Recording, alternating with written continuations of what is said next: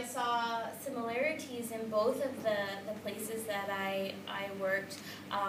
Mostly in Panama, I was working with environmental issues and women's groups, and in Southern Africa, I was working in education and also working with youth groups, teenagers, and especially working with the girls, because I found that in both places, the females, they didn't have as many opportunities, and I felt that that was something that I could really be a model for. It was really strange for the community people to see a female. I was 25 years old at the time, unmarried, educated, living by myself in these far-off communities, and for them it was really strange. You know, it's like by the time women are about, at least by the time they're 17 or 18, they're normally married and have kids and are taking care of the house and don't really have opportunities for education. So I felt that that's something that I could be a good model for. So that's really what I spent my time with. And today I want to talk mostly about my time in Panama, because I think it really was a good balance of working with the people in the area, but also working with the environment.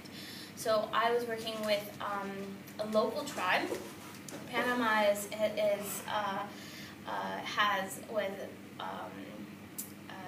settled by the Spanish, so there's a big Latin American influence there, but there also were many tribal groups, and I was working with a tribal group, two tribal groups. One was called Nyabe and one was called Bugle, and they lived in small, tiny little subsistence farming communities.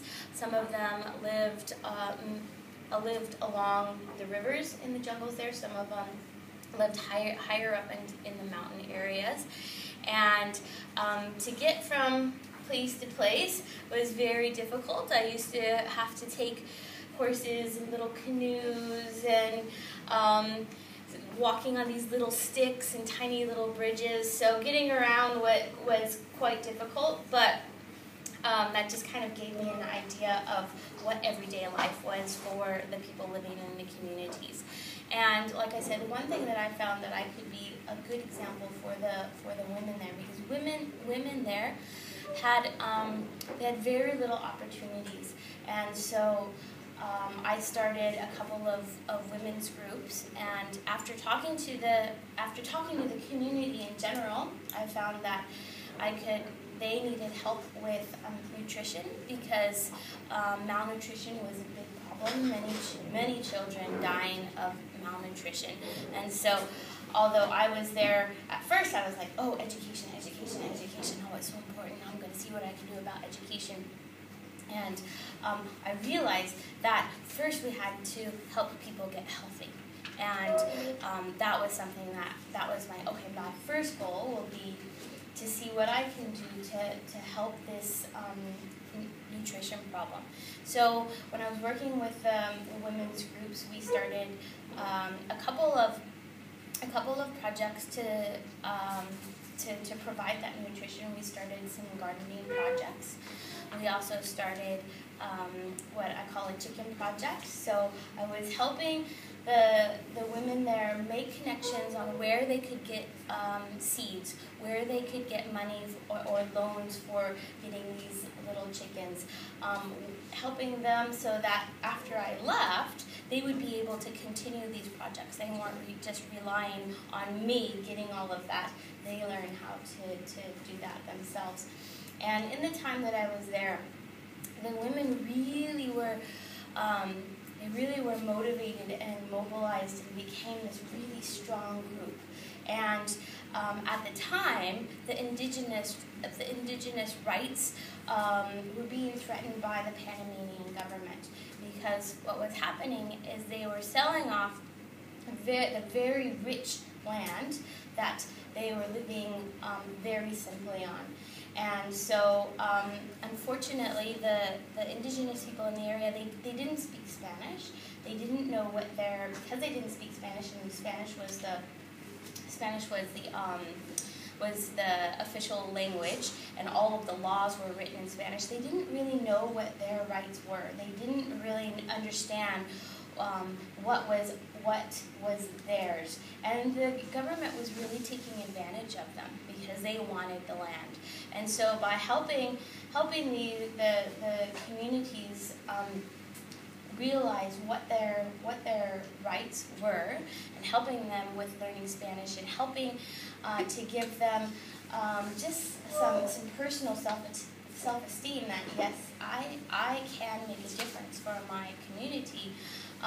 They were able to go into some of these meetings with the government and say, this is our land. It's our right to farm this land as we want. It's our right to have this, to protect our own environment. And what was happening is there's a large copper mine that is one of the largest in the world that was lying under the land of the Nuevo León, and the government really wanted it. And with the mining, people thought, okay, we're very poor communities. There's this malnutrition, and money to feed our kids would be important. But with mining brought a lot of environmental destruction, and so there were many environmental groups that were trying to help the Nuevo people understand, if the government comes in and mines this area, once all of the copper is gone, this land isn't going to be it's not going to be usable. You're not going to be able to farm on it as usual. So there's that tie between protecting the environment, but protecting also the culture of the people that were living there. So during the 2 years that I was living there, I was trying to help people understand understand the importance of taking care of the environment. Which again, it's very difficult if you're living day to day just for survival, thinking that far forward on, okay, what's the land going to be like next year? What it's going to be like 5 years from now? It's difficult to imagine that when you're surviving day by day, and it's again trying to help people understand what their rights were, what their claim to the land was, and helping to empower the women to be able to have a voice in the bigger community, and helping the children as well, because with their basic rights and their basic needs for having food every day, having the opportunity for a good education, especially for the women. And yeah, that's kind of living there for 2 years, and I lived right alongside of the people that were, if they were hungry, then I was definitely hungry also. So being able to experience what that feels like, and understand that even when I would go to some of these meetings, I was just like, oh, she's just a girl, she doesn't know what she's talking about, feeling that I wasn't empowered because of my gender as well.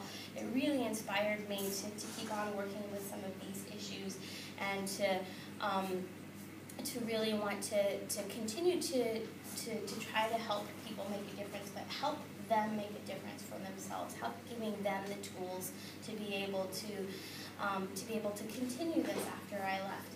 And so fast forward, I went back about 5 years after I had left, and then I went back again about 10 years after I had left.